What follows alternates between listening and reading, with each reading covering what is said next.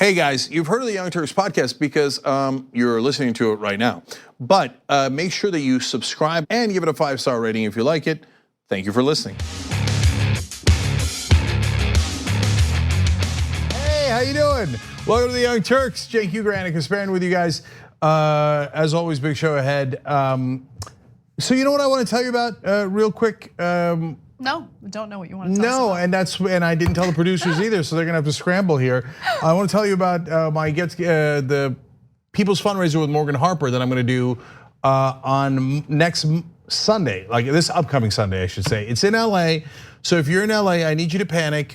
Chip in $27 so that you can go to this People's Fundraiser get together that I'm doing with a Justice Democrat, Morgan Harper from Ohio. She's awesome. We're gonna do it at Rush Street at 7:30 p.m. But you have to RSVP, and that's the fundraiser part of it. What is a People's Fundraiser? $27. If you want to give more, bless your heart, that'd be great. And so you're gonna RSVP at this. Oh Jesus, okay. This indecipherable thing. Okay. All right, we'll show you the graphic later, okay? And then you guys can see how to get there. But if you're anywhere near LA, Sunday night, okay? All right, lots to get to. Trump sold us out, of course. But then you got Democratic leadership. Oof. Can't wait to get to that story. As usual. Look, to be fair to Nancy Pelosi, the only reason she gets more heat than Chuck Schumer is because we control the House. So she can actually do more than Chuck Schumer can. But if the roles were reversed, trust me that Chuck Schumer would be getting more heat because he also wants to do absolutely nothing. Yeah, Chuck Schumer, as Trump would say, not good. Not good. All right, let's get started. All right. Donald Trump allegedly had a call with a foreign leader and made a troubling promise, according to a whistleblower who filed a formal report about this incident. Now, this story has led to, of course, fierce disagreement between the left and the right, but we don't know what the nature of the call is. We don't know who the foreign leader is. What we do know is that this whistleblower, who is part of the intelligence community, found it troubling enough to report it, and then the director of national intelligence didn't do his job by letting congressional lawmakers know about it so they can launch an investigation. Now, Trump's interaction with the foreign leader included a promise that was regarded as so troubling that it prompted an official in the US intelligence community to file a formal whistleblower complaint with the Inspector General for the intelligence community. Now, at that point, the Inspector General is supposed to go report it to the Director of National Intelligence. So Intelligence Community Inspector General Michael Atkinson determined that the complaint was credible and troubling enough to be considered a matter of urgent concern, a legal threshold that requires notification of congressional oversight committees. Now, at that point, Joseph Maguire is told about this issue, and he's the director of national intelligence, but he did not report this to congressional lawmakers. After fielding the complaint on August 12th, Atkinson submitted it to acting director of national intelligence, Joseph Maguire. 2 weeks later, by law, Maguire is required to transmit such complaints to Congress within 7 days. But in this case, he refrained from doing so after turning for legal guidance to officials at the Justice Department. Inspector General Atkinson told the House and Senate Intelligence Committees of the existence of the whistleblower complaint without revealing its substance in early September. So that led to some drama among congressional Democrats, especially Adam Schiff, who is the chair of the House Intelligence Committee. And so there was a little hint that something was awry over the weekend when he had an interview with Face the Nation. Here he is talking about this situation just this past weekend. You issued a subpoena on Friday for the acting director of intelligence, alleging he's withholding a whistleblower disclosure, possibly to protect President Trump. That's a pretty significant allegation here. We're putting up a quote on the screen from you. Have you gotten a response to this letter? We've gotten a response, and the director has said essentially that he is answering to a higher authority and refusing to turn over the whistleblower complaint. This is deeply troubling. No Just director. Ignoring the subpoena. Well, at this point, yes, ignoring the subpoena, ignoring our request.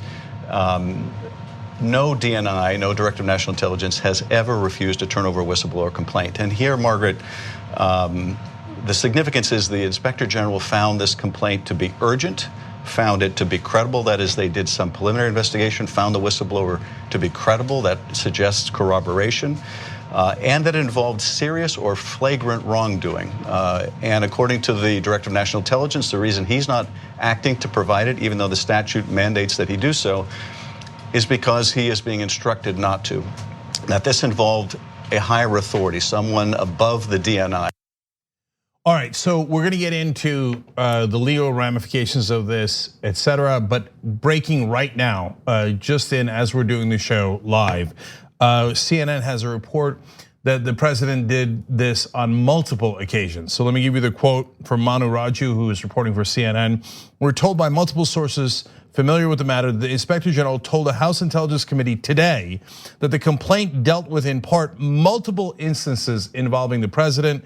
We've known so far there was at least one incident that caused alarm for this whistleblower, a phone call, a conversation with a foreign leader. And that's what we're talking about here earlier. And it involves a promise given to a foreign leader.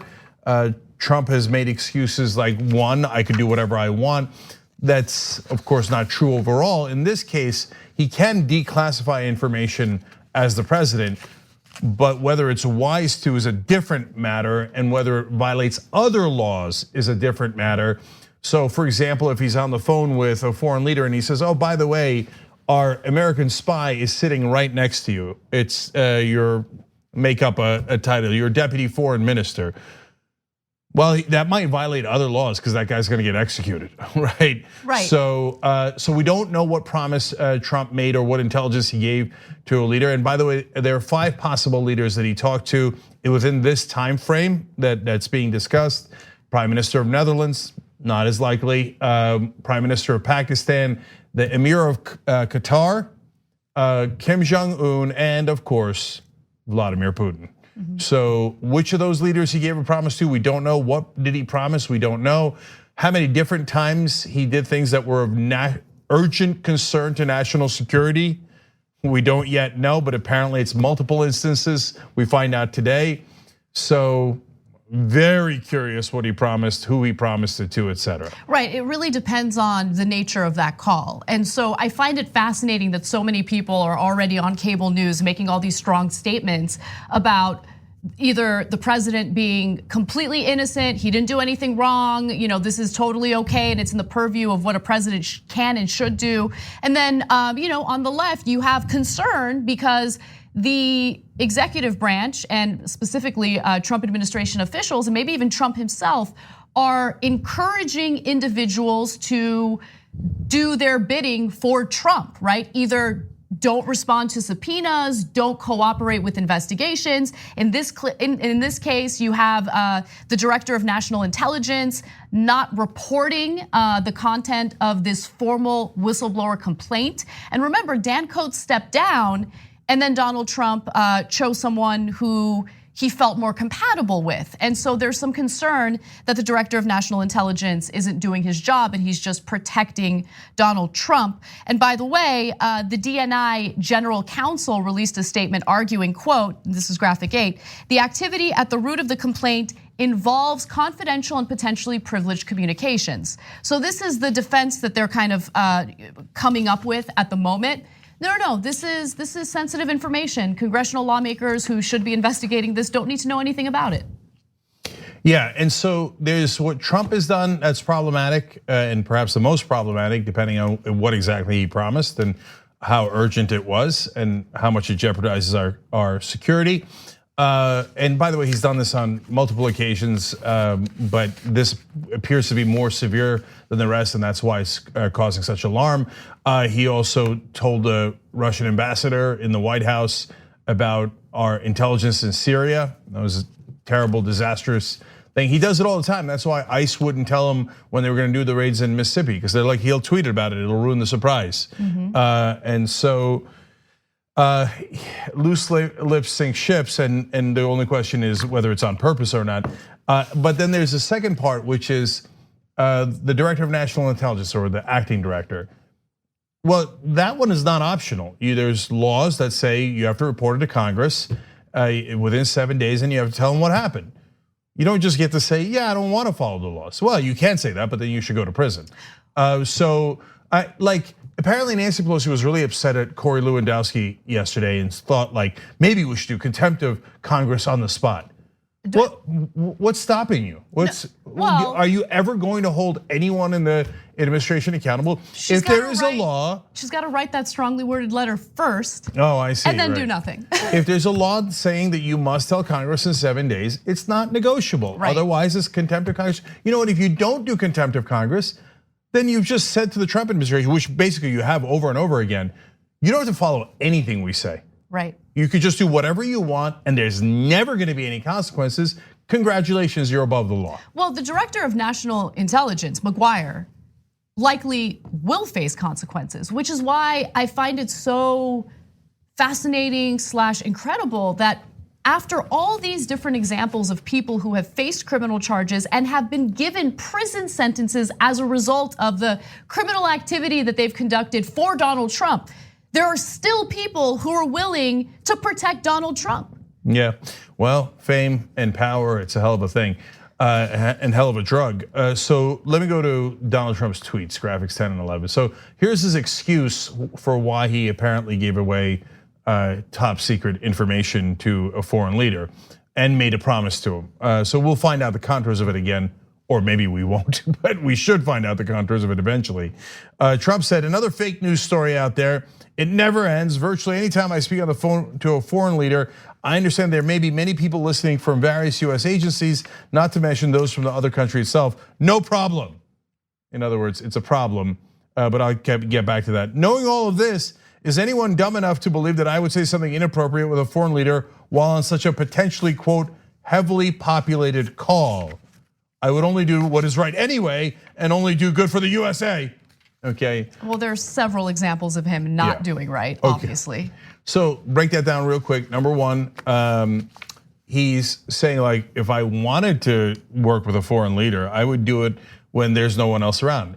Well, has there ever been a time like that? Yes, when Donald Trump kicked out the American translators when he was meeting with Vladimir Putin and only had the Russian translator because he did not want any other American to hear what he was going to say to Putin.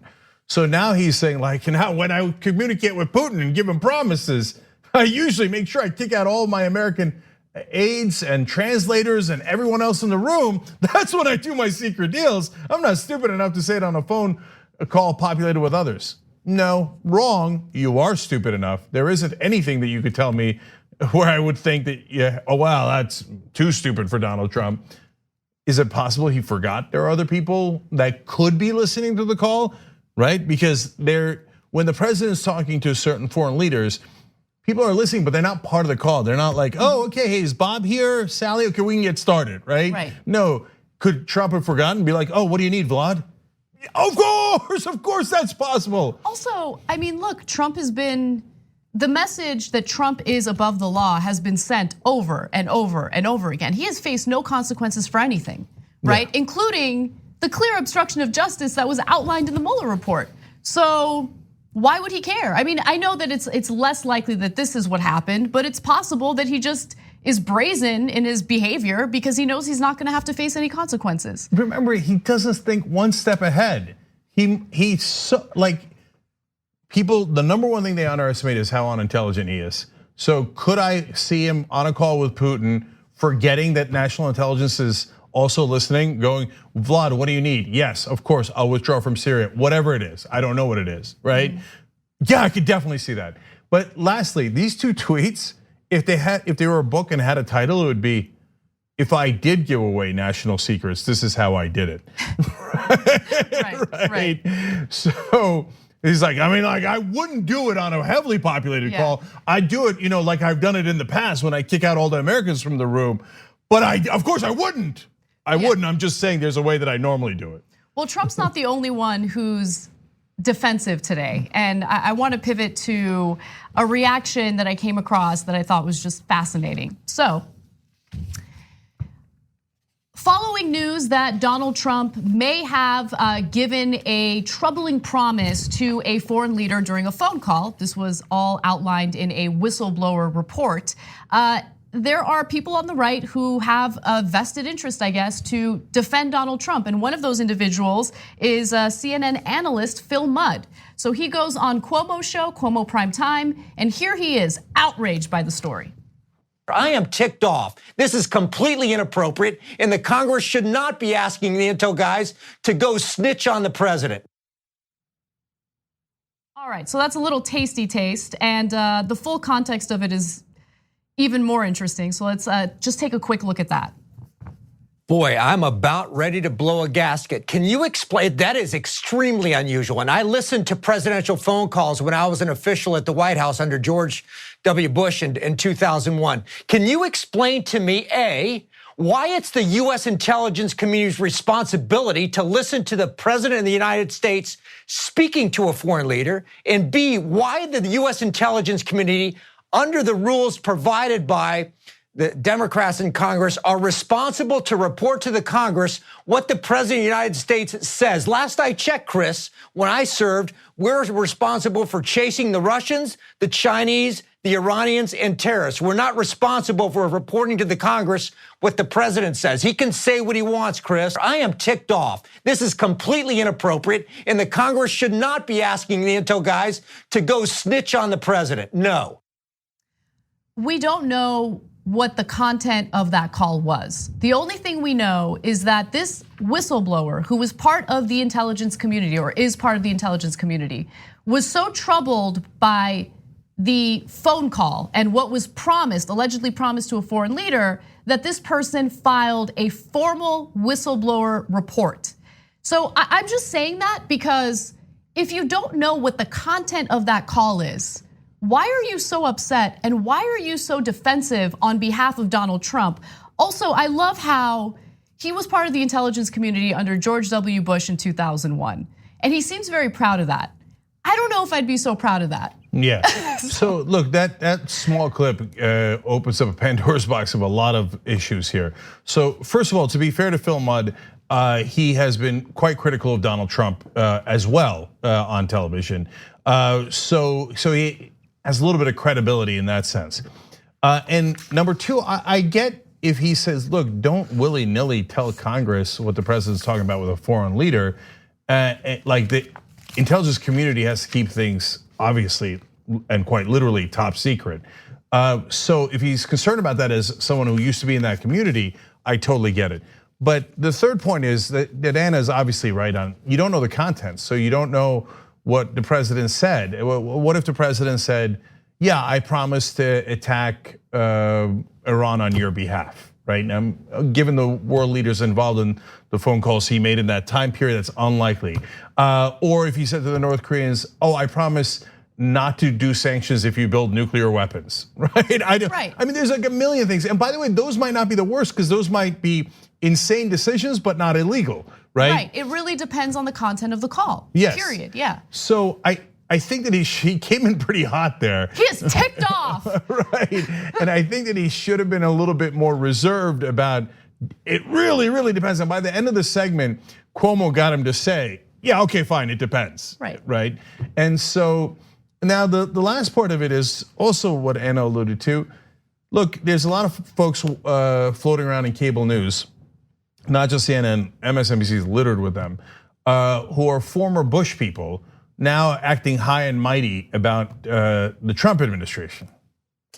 You know, not buying it. The Bush administration, we know for a fact, started a disastrous war in the Middle East. We're now worried that Trump is going to start a second one, but Bush already did it. I mean, and the intelligence community under Bush was a disaster. Yeah, they got manipulated by Cheney, but that's not something to be proud of. Jake, I don't know, maybe I'm being too harsh or unfair when I say this, but again, he referenced being part of the intelligence community under George W. Bush in 2001. I mean, the biggest and most tragic terrorist attack in US history happened in 2003, right? So if you're 2001. I'm sorry, in 2001, I'm sorry, we invaded Iraq in 2003. Yeah. But come on, like it's incredible to me because There were some giant failures on behalf of the intelligence community, or in part of the intelligence community. It's just interesting to see him have such strong opinions about a call that he knows nothing about. We know nothing about it other than a whistleblower found it troubling. And B, the fact that he feels the need to cite his experience when in reality, citing it really shows a giant failure on behalf of the intelligence community. Yeah, so last two things on that. We do know it's a matter of urgent concern, and that's a legal standard apparently for the whistleblower to say Congress should see this immediately, because it's not just about the president, it's about anyone that has done something apparently that ranks as an urgent concern. So there's different classifications. So for example, in secrets, there's classified, et cetera, different rankings. So this is it's a legal definition, and it means, no, you don't get it. This is really big and really important. So I think Phil Mudd should pay a little bit more attention. Like, I get that he knows that, but I think he should be a little bit more concerned about that. And to the point about 2001, look, I know that the intelligence community said bin Laden is determined to attack inside the United States, and they gave that warning to Bush a month before they actually attacked. And Bush said, you covered your ass, now go home. He totally ignored it and stayed on vacation for a month, and then we got hit. But still, if I'm in the intelligence community, that's not the thing I'm bragging about, right? And there's this weird phenomenon, and we keep going back to blaming TV, but it's true, where they let people get away with the exact opposite of what reality is. Rudy Giuliani is like, oh, I was mayor of New York during 9/11. Yeah, you put all the emergency response things in the World Trade Center, which had already been attacked back in '93. That was the dumbest thing you could possibly do. But yet he gets credit for just simply being a human being that was in the city of New York during 9/11. Like, did you prevent it? No. Did you put the emergency responders in the right place? No, right? And George Bush, oh, I was the president during 9/11. That's not a good thing. Right? In fact, you were on vacation for a month when you should have been doing your job. And the intelligence community go, oh, we were on our watch, we got hit. Right. Oops. Exactly. All right, we got to take our first break. When we come back, we're going to give you an update on Iran, including an interview with Iran's foreign minister. And then later in the show, way later in the show, we are going to discuss the whole Shane Gillis SNL drama. There's an angle to that story about appealing to conservatives that I think we need to rant about. Yeah, and I got twists and turns. Okay, here we go. We need to talk about a relatively new show called the Republic, or UNFTR. As a Young Turks fan, you already know that the government, the media, and corporations are constantly peddling lies that serve the interests of the rich and powerful. But now there's a podcast dedicated to unraveling those lies, debunking the conventional wisdom. In each episode of the Republic, or UNFTR, the host delves into a different historical episode or topic that's generally misunderstood or purposely obfuscated by the so-called powers that be, featuring in-depth research, razor-sharp commentary, and just the right amount of vulgarity. The UNFTR podcast takes a sledgehammer to what you thought you knew about some of the nation's most sacred historical cows. But don't just take my word for it. The New York Times described UNFTR as consistently compelling and educational, aiming to challenge conventional wisdom and upend the historical narratives that were taught in school. For as the great philosopher Yoda once put it, you must unlearn what you have learned. And that's true whether you're in Jedi training or you're uprooting and exposing all the propaganda and disinformation you've been fed over the course of your lifetime. So search for UNFTR in your podcast app today and get ready to get informed, angered, and entertained all at the same time.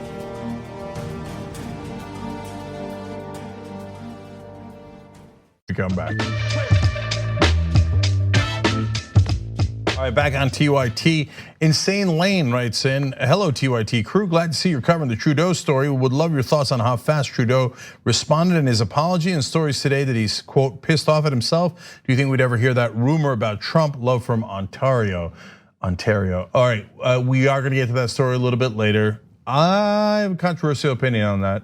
Okay, Drama Llama says, on the bright side, the orange oligarch never keeps his promises, so we may be safe.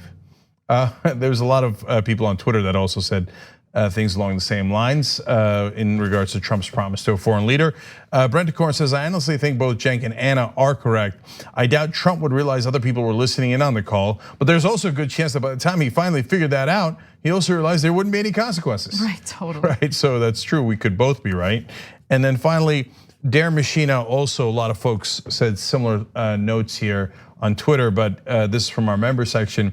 Snitching by itself implies something wrong was done. You can't snitch on someone doing what they are supposed to do. Yeah. It's incredible how Republicans, like, they'll blame the messenger immediately. Yep. Right? Rather than focusing on the heart of the story, which is there was allegedly a problematic call. Let's find out what that call was about. Yeah, I mean, and you know Trump, he said in the past, like, I think cooperating with law enforcement should be illegal. Right. Right? So I wouldn't be surprised if he tweets out, snitches get stitches. That'd be pretty funny. I wish he wasn't president, because like the things he says are funny and entertaining. It's just that he's the president of the United States. Yeah, if he was the lead clown in a 3-ring circus. Totally. I actually think he's slightly more entertaining, not slightly, definitely more entertaining than a clown. Clowns are scary. Oh yeah. But maybe that's why he does the orange makeup.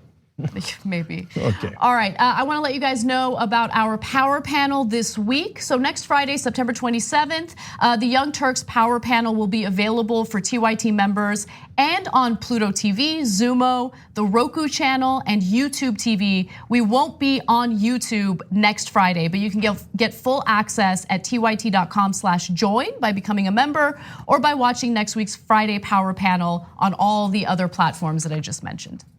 Okay, and yeah, remember we're on all those right now, but normally we carry the show live on all of those platforms every day, plus on YouTube.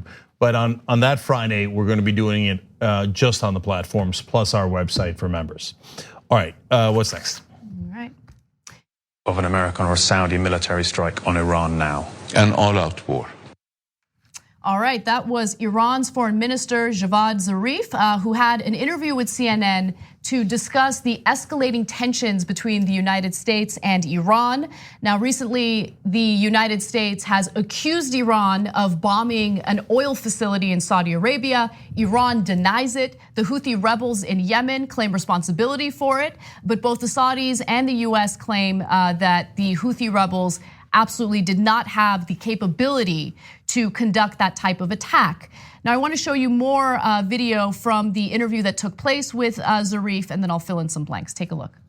Of an American or Saudi military strike on Iran now. An all-out war. You make a very serious statement there, sir. Well, I make a very serious statement about defending our country. I'm making a very serious statement that we don't want war. We don't want to engage in a military confrontation. We believe that a military confrontation based on deception is awful, will have a lot of casualties, but we won't blink to defend our territory. So he's being very clear. He's saying, look, we don't want any type of military action. We don't want any type of war. But if we need to defend ourselves, that is what we're gonna do. He was also clear in stating that Iran is open to having talks with Saudi Arabia and the UAE. However, they are not willing to have a conversation with anyone from the United States because of their pressure campaign through sanctions. They say, look, if you are willing to raise the sanctions against Iran, then we're willing to talk to the US. But if not, we have no interest in that. Yeah, so first point is that I think he's wrong on the conditions for talking. There should be no preconditions. I get it.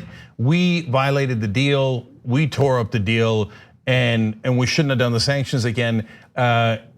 That's not just Iran's position. That's also the position of all the European countries that were involved in the deal: Russia, China, everyone else in the world except Donald Trump administration. Okay, so even though he's right about that, still you should always go to the negotiation table. And so him saying we won't go until you lift the sanctions, well, that's not going to happen. So that's not good for peace. Number two, is his point about all-out war problematic? No. What do you think would happen? I mean, so we're saying we might bomb Iran, and we always say that about other countries as if they're not human beings and they don't have sovereignty, and who cares, we do whatever we want. Just always think about shoe on the other foot. So if Iran was threatening to bomb New Jersey. They're like, I don't know, maybe we'll take out, Newark or Poughkeepsie, New York, or I don't know, maybe we'll destroy Hawaii. Just Torah, and we'll just bomb the hell out of Hawaii. Now, what would happen? It would be a day that lived in infamy, right? And we would immediately launch a massive war. So he's saying, yeah, if you bomb us and attack our country, of course it's going to be all-out war. So I don't find that troubling. I find him not going to the negotiation table more troubling. Yeah, look, okay, so I want to discuss that in just a second. But let's never forget that the reason why we're engaged in this conflict with Iran at this very moment is because Donald Trump pulled out of the Iran nuclear deal. So first of all, I have to admit, watching that video, yes, the subject matter is terrifying. The notion of going to another war in the Middle East is also terrifying. But he's so calm in the way that he speaks about this issue. I'm just like, tell me more. Tell me what else is gonna happen, right? Yeah, he's weirdly calm. He's so calm. And look, I only bring that up to juxtapose the way that he talks about this very serious issue with how Donald Trump handles this issue, right? Now, Donald Trump, again, seems to have the right instinct in not invading Iran and not going through with any type of military action. But at the same time, his action in pulling out of the Iran nuclear deal, his rhetoric, all of that has led to an escalation with Iran that didn't need to happen. And then now let's talk about his Zarif's refusal to meet with Trump or with anyone in his administration. Well, those US sanctions against Iran are serious. So according to CNN, the sanctions have crippled Iran's economy, obviously, causing the currency to plummet and prices to soar. The economy has contracted and food and medical shortages are rampant. So the innocent civilians, citizens of Iran, they're the ones who are really suffering. And what good is gonna come out of having a discussion with someone as unreasonable as Donald Trump? So I think of that, but at the same time, I also know that if you do meet with Donald Trump and you compliment him and you just pander to him, then he might do anything you want him to do. Yeah, he might talk about how you guys fell in love. So, but let's not lose sight of the single most important thing about this story. Does anyone in the country want to fight Saudi Arabia's wars for it? No.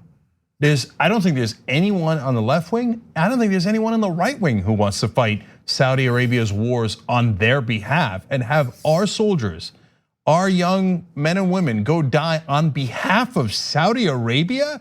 Nobody in the right wing thinks that, or left wing, or in the middle. The only people who think that are 13 neocons in the military industrial complex. But yet, when you turn on your television, what do you see? The war drums are out, and oh my God, oh well, we gotta respond. Well, of course we have to fight on behalf of Saudi Arabia. They don't say on behalf of Saudi Arabia, but they're having a 50-50 conversation. I don't even think it's 50-50. If you turn on an average cable news channel, it is at any given time, I think that it is more than 50% that they intimate is, that this is a possibility. And they make it seem like the country our country is really mad and they want a strong response on behalf of Saudi Arabia. That's just horribly misleading. There isn't anybody in the country that wants this war. Well, you're obviously talking about voters and some lawmakers, but as you mentioned, there are neocons who absolutely love war. John Bolton's one of them. Luckily, he's no longer Trump's national security advisor. However, Mike Pompeo is still part of Trump's administration as Secretary of State, and he just met with Crown Prince Mohammed bin Salman, a murderer, someone who ordered the murder of Jamal Khashoggi. And so he meets with him and then he puts out this type of language on Twitter. Met with Saudi Crown Prince Mohammed bin Salman today to discuss the unprecedented attacks against Saudi Arabia's oil infrastructure. The US stands with Saudi Arabia and supports its right to defend itself. The Iranian regime's threatening behavior will not be tolerated. Okay, good, let them not tolerate it. Okay, they have a right to defend themselves. Of course they do. So let them defend themselves. Why are we sending American boys and girls to go die on behalf of this murderer, Mohammed bin Bonesaw, right? So no, our answer resoundingly all across the country is no, except for guys like Pompeo who work on behalf of the military industrial complex. There's almost no neocons. No real person has ever run into a neoconservative in their lifetimes. You've never seen one at a picnic. You've never seen one at a barbecue. The only neoconservatives that exist are all on cable television. And so they beat the war drums for, oh my God, we gotta go. We gotta go. The Saudis called. We have to fight the war. No, we don't. Nobody wants this war. And by the way, look, you want to talk about disaster? If Trump gets goaded into it, which is still enormously possible, what if things start going wrong? And then Trump, he has no control. What if he says, oh, we had trouble, let's nuke them? You think he won't do that? So we have a very small group of people in this country that are trying to drive the world into an absolute disaster. It's incumbent upon so-called reporters to call out that they're a minuscule portion of this country. Do a poll, for God's sake. Nobody wants this war, except John Bolton and Mike Pompeo, Raytheon, Lockheed Martin, and Boeing. Well, let me ease your nerves a little bit for the moment, because there is a back and forth with Donald Trump that makes me feel a little better about where Donald Trump is at with war at the moment, but things could change. So let me give you the details on that. John Bolton, who is no longer part of Trump's administration, is making his foreign policy disagreements with Donald Trump well known. He has basically pushed out all this harsh criticism against Donald Trump during a meeting, a lunch, with a group of right-wingers, including people like Rebecca Mercer. So let me give you the details on what he said. According to Politico, Bolton harshly criticized Trump's foreign policy at a private lunch, saying that inviting the Taliban to Camp David sent a, quote, terrible signal, and that it was disrespectful to victims of 9/11 because the Taliban had harbored Al-Qaeda. Also, he claimed that negotiations with North Korea and Iran were doomed to failure. And he also ripped Trump without using his name several times. Bolton said more than once that Trump's failure to respond to the Iranian attack on an American drone earlier this summer set the stage for the Islamic Republic's aggression in recent months. At one point, Bolton suggested that had the US retaliated for the drone shoot down, Iran might not have damaged the Saudi oil fields. Now, again, I want to be clear about something. It is not definite that Iran attacked Saudi Arabia's oil facility. They deny that they did it. So far, the United States has failed to provide any concrete evidence that this was done by Iran. And so John Bolton loves war. He pushes for war. He wants to invade any country possible. And Donald Trump, of course, is going to respond to this. So let's take a look at what Trump's response is, and then we'll discuss. John Bolton apparently was critical of you today, both your policies on Iran and on the Taliban. Well, I was critical of John Bolton for getting us involved with a lot of other people in the Middle East. We've spent $7.5 trillion in the Middle East, and you ought to ask a lot of people about that. We are doing it the right way. We're doing it the smart way. It's very easy to go in. We could go in one instant, just one phone call. We could go in, and we'll see. And that might happen. That might happen. But we will see what we will see. John was not able to work with anybody, and a lot of people disagreed with his ideas. And a lot of people were very critical that I brought him on in the first place because of the fact that he was so in favor of going into the Middle East, and he got stuck in quicksand. We became policemen for the Middle East, and it's ridiculous. So, and I've always felt that. I always felt it. From day one, I felt it. Even though I wasn't in government, I felt it. I think John really should take a look at how badly they've done in the past, and maybe a new method would be very good. Yeah, so he's saying, I mean, honestly, everything that Trump said there was, most of what Trump said there was right. Yeah, so look, I want to get back to the donors that are pushing for a war in a second that John Bolton was speaking to, but I want to ask you guys an interesting question. And we'll do a poll on this. We'll call it tyt.com/Bolton, okay? And we'll put it up by the time you're watching this video later. It's not up right now as you're watching it live, but the poll is, who would you rather have in charge of US foreign policy? Donald Trump, and so you're thinking anybody but him, no, or John Bolton. And so that, I know that's a Hobson's choice, and there's no winners there. And Trump is so unstable, and we were talking a little earlier about how, look, if we get into the middle of war, So here's the scenario. Trump gets goaded on, by Fox News or whoever, although half the Fox News guys are against the war. And he goes to war, and then Iran strikes back, and they take out an aircraft carrier. Is that possible? It's definitely possible. They take out an aircraft carrier and all those guys die. Trump's gonna start talking about nukes, okay? So now having Trump as the head of our foreign policy is unbelievably disastrous. But your other option is Bolton. So that's why it's a tough poll, okay? Go vote at tyt.com/Bolton. We'll have the link down below later when you're watching this later on YouTube or Facebook. And I gotta say, I'm gonna vote Trump. Yeah. Because Bolton would definitely invade Iran, definitely, okay?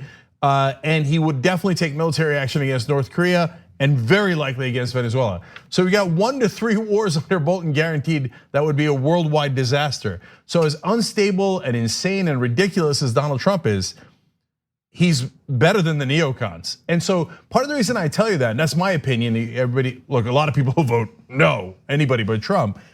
But you got cable news like treating the neocons like they're legitimate actors. Oh, Bill Kristol, he's a never Trumper, so it's okay. No, it's not okay. They're the ones who made the worst decision of our lifetimes. And they would do it again, and they're brazen about that. So keep that perspective in mind, it's super important. And then now back to the donors. So he's giving this speech at Gatestone, or an event organized by Gatestone. Of course, there's a couple of billionaires in the crowd. John Katzimatis in New York. He's a well-known lunatic in New York, involved in New York politics.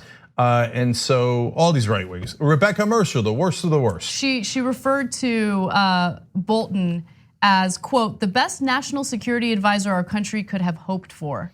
Yeah, so her and her dad, Robert Mercer, are billionaires, and they ran. They were a financial firm, and they bought off Donald Trump. They bought off Ted Cruz. They bought off a lot of the Republican Party, and they go, you give us tax cuts, you give us billions of dollars, and you do as you're goddamn told.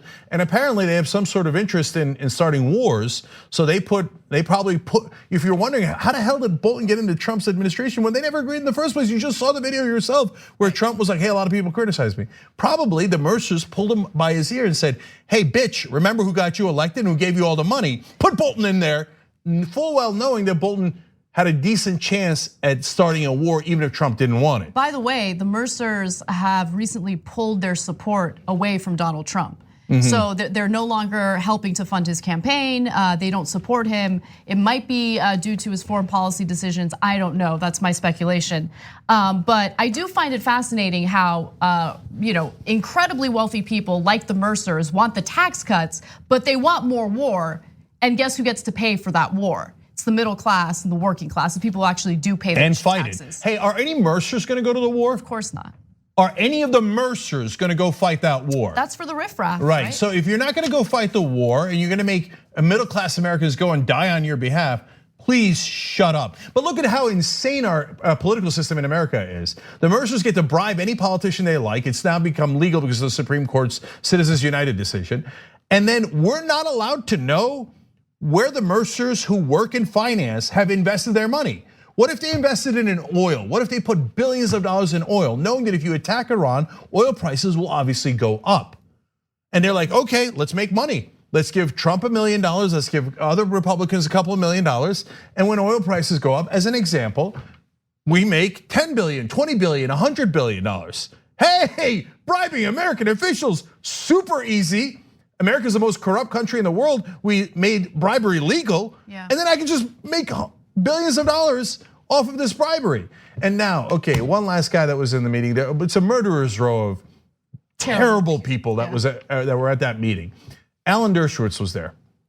Now, any media person that still calls Alan Dershowitz a liberal or a progressive, you're either ignorant or you're lying on purpose. So Dershowitz says about John Bolton that it was a, quote, national disaster that he was booted from the White House. And apparently that was met with, quote, thunderous applause. So Alan Dershowitz is like, yes, let's start a war with Iran. John Bolton is my best friend. Oh, it's such a shame he left the White House. You call that guy a liberal? I mean, if there's any litmus test at all for progressives, being in favor of John Bolton, trust me, you don't get to pass that test. Alan Dershowitz is a conservative maniac. Trump and Bolton supporter. Any journalist that calls him a liberal supporting Trump is an idiot and is helping his lies and helping the neocons on purpose. And I just want to know, one of the things that Bolton criticized Donald Trump for was the fact that he wants to pull out of Afghanistan. And look, we just killed 30 farmers, pine nut farmers in Afghanistan with a drone strike. We didn't have the right intel. We targeted the wrong people. So 30 innocent civilians were just killed from a US drone strike. 40 others were injured. Just in the last 10 years, and we've been there 18 years, 16,000 civilians in Afghanistan have been killed. So, and then they wonder, so guys like Scarborough, they hate us because they hate us. Dan Crenshaw, they hate us because they hate us. Well, if you choose to be stupid, that's on you, okay? No, they hate us because we went and killed all those innocent civilians. If you say, hey, it was right to go into Afghanistan in the first place, that's a different conversation. It's 18 years later, what the hell are we doing there? But Bolton says, no, we should stay longer, we should put in more troops. Alan Dershowitz applauds, and then he gets called liberal on television. Insanity. All right, we're gonna take a break. When we come back, we have some rage for Democrats, especially Chuck Schumer, who wants to be incredibly weak when it comes to gun. At TYT, we frequently talk about all the ways that big tech companies are taking control of our online lives, constantly monitoring us and storing and selling our data. But that doesn't mean we have to let them. It's possible to stay anonymous online and hide your data from the prying eyes of big tech. And one of the best ways is with ExpressVPN. ExpressVPN hides your IP address, making your activity more difficult to trace and sell to advertisers. ExpressVPN also encrypts 100% of your network data to protect you from eavesdroppers and cyber criminals. And it's also easy to install. A single mouse click protects all your devices. But listen, guys, this is important. ExpressVPN is rated #1 by CNET and Wired magazine. So take back control of your life online and secure your data with a top VPN solution available, ExpressVPN. And if you go to expressvpn.com/TYT, you can get 3 extra months for free with this exclusive link just for TYT fans. That's expressvpn.com/TYT. Check it out today. Control. We hope you're enjoying this free clip from the Young Turks. If you want to get the whole show and more exclusive content while supporting independent media, become a member at tyt.com/join today. In the meantime, enjoy this free segment. All right, back on the Young Turks. Organic Panic writes in, Trump is a cross between Joffrey Baratheon and Peter Griffin from Family Guy. That's good. Yeah, I've said Joffrey 1,000 times, but I like that. That's pretty good. You're right. He is kind of a combo of those two. Yeah, look, Peter Griffin's an idiot, but he's also kind of endearing and likable. Yeah. As opposed to this guy. Yeah. Yes, I hear you on that. But that's the Joffrey part. Was that writes in, Anna's right. What is the point of negotiating with someone that has broken previous deals? Honor that deal first, and then maybe you can make new ones. Okay. I like that. Is that Ja'Cory who's directing today? I like that you went to a shot of me. Thank you. When Anna's right, yeah. Okay. All right, and on Twitter, Progressive Princess writes in, watching TYT Live, and Cenk made a dad joke about Donald Trump being orange to be a clown. My 10-year-old from the other room, quote, boom, roasted. And she ends with, the joke has landed. Well, I gotta tell you, I kill with 10-year-olds. Well, I know for my kids, 9 and 6 years old, the dad jokes totally work. Oh yeah, enjoy it while it lasts. I know, right? Yeah. Until I start getting the eye rolls that you normally get from your significant other, like. Totally, yeah. All right, let's go forward. All right. Oh, I'm sorry, Anna, and everybody else. You were looking at me because you knew I was going to say something else. We got you the link for Morgan Harper. So we're doing a People's Fundraiser here in LA this Sunday, this upcoming Sunday. That's why I want to tell you about it. But a People's Fundraiser is you got to chip in at least $27 to come. You can chip in more. I really want to see you guys. Morgan Harper's a wonderful Justice Democratic candidate. She's running in Ohio against a Democratic incumbent. It's so important for these primary challengers to win, because that's how we're going to Look, honestly, intimidate the rest of the Democrats to vote for Medicare for all and Green New Deal and get the money out, et cetera. If a couple of incumbents lose, they're gonna panic. Right now, they're like, oh, it's no big deal, right? But if 4, 8 more Justice Democrats win, then the chance of those bills passing is so much more important. Anyway, the URL is right there, tyt.mh as in Morgan Harper, for the number 4, OH as in Ohio.org. Okay, tyt.mh4oh.org. Go there, chip in $27. By the way, even if you can't make it to the People's Fundraiser in LA on Sunday, chip in $27 anyway. Okay, all right, Anna, what's next? Beto O'Rourke received a lot of criticism from the right wing when it came to his proposal to buy back certain assault weapons. Now he's receiving criticism from the left as well, including from Democratic leadership like Chuck Schumer. Now, before I get to their quotes, I just want to remind you all of what I believe was Beto O'Rourke's strongest moment in the debates. Take a look. You know, the critics call this confiscation. Are you proposing taking away their guns, and how would this work?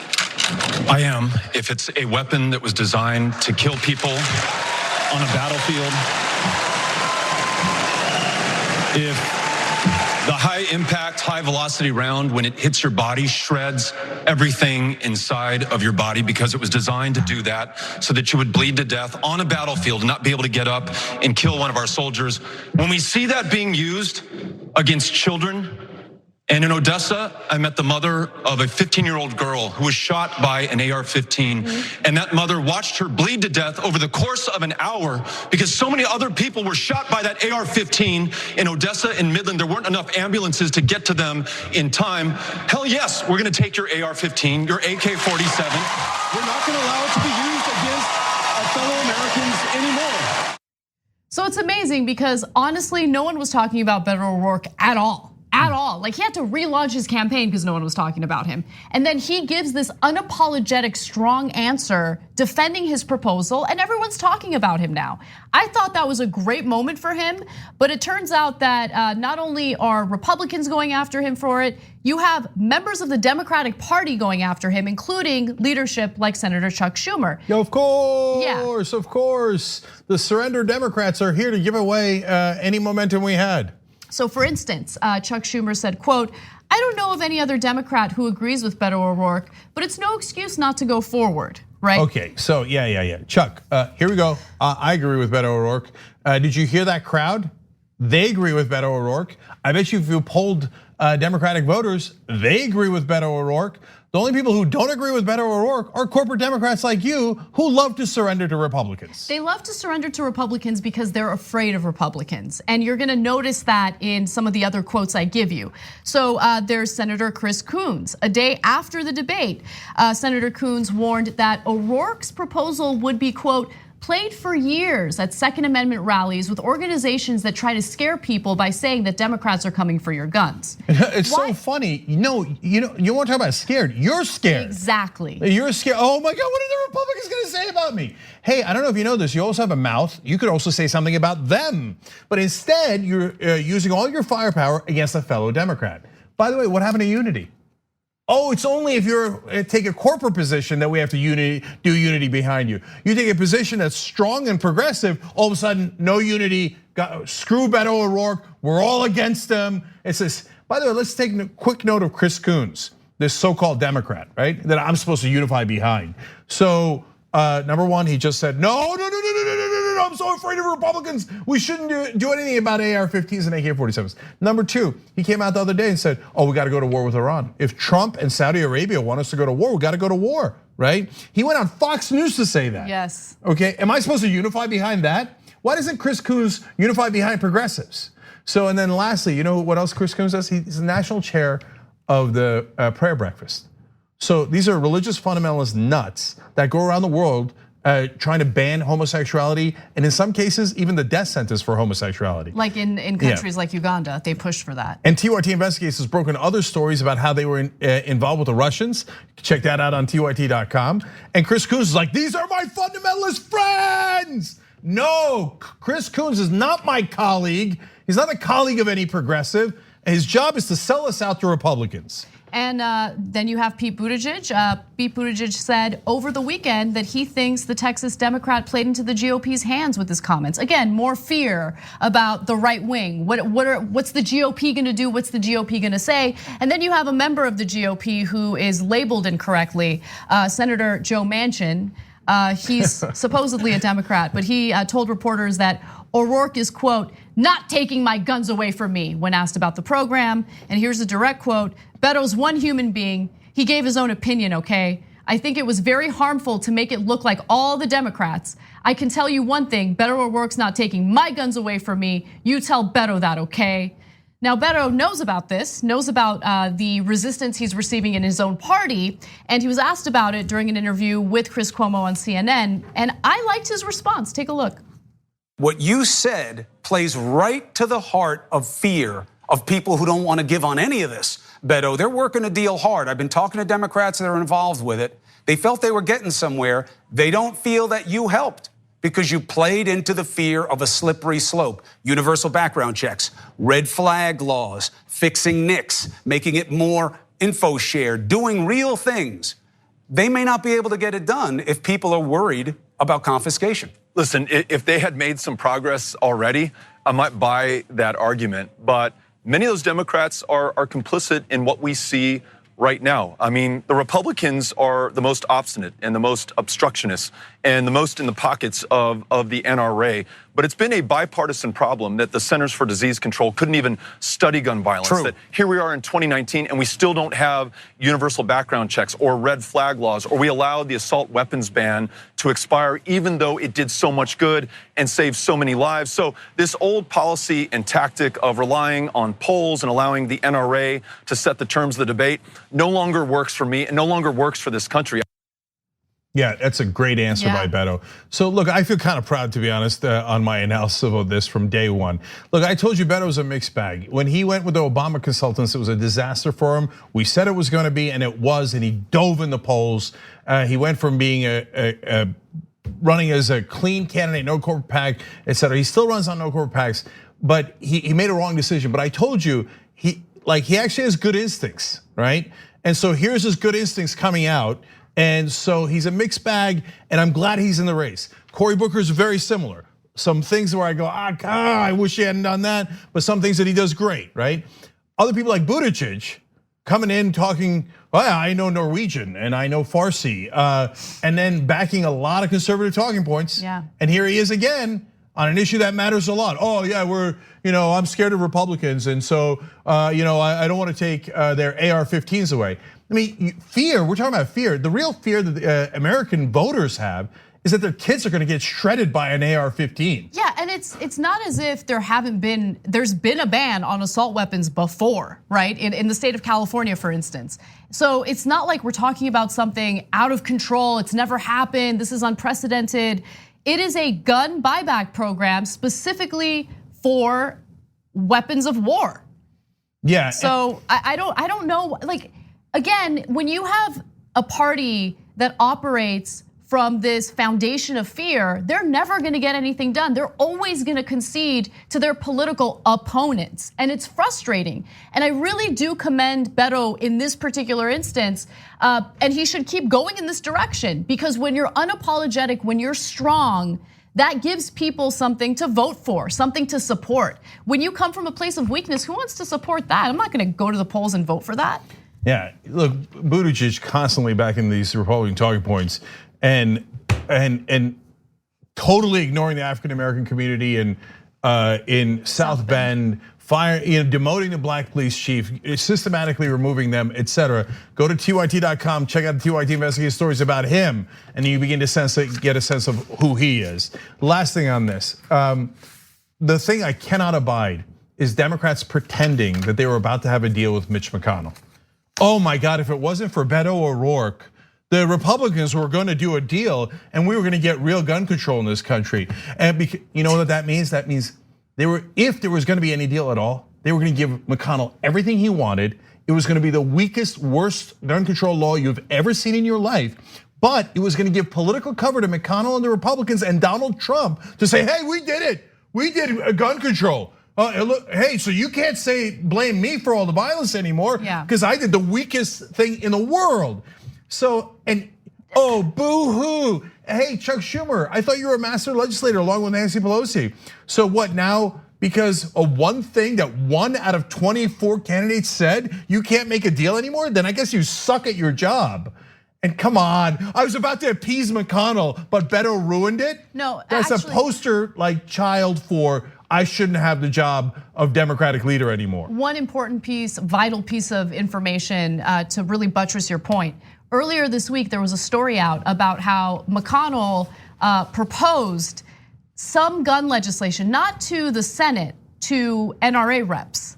And all it was gonna do was offer some background checks, and the NRA is like, no. And he scrapped it. Yeah, and then they turn around and go, oh, we were gonna do it, but because of Beto, we're not going to. No, you're not gonna do it because the NRA owns you. Yes. And that's why you're not gonna do it. And what does stupid ass Chuck Schumer do? He comes out and he's like, oh, it's Beto's fault. No, you idiot, it's McConnell's fault. You're so bad at politics. He goes around the country, Chuck Schumer, saying, who's the richest? Who's the richest? I'm gonna have them run for Senate because I think America's loved the elite. Idiot, doesn't know anything about politics. All right, we're gonna take a break. Jake is gonna cool off, and then we're going to talk about Kavanaugh. Apparently, he asked reporters to lie. Yeah, I gotta disagree. I don't think I'm gonna cool off. Yeah, I don't think so either. We'll be back. Thanks for listening to the full episode of the Young Turks. Support our work, listen ad-free, access members-only bonus content, and more by subscribing to Apple Podcasts at apple.co/TYT. I'm your host, Cenk, and I'll see you soon.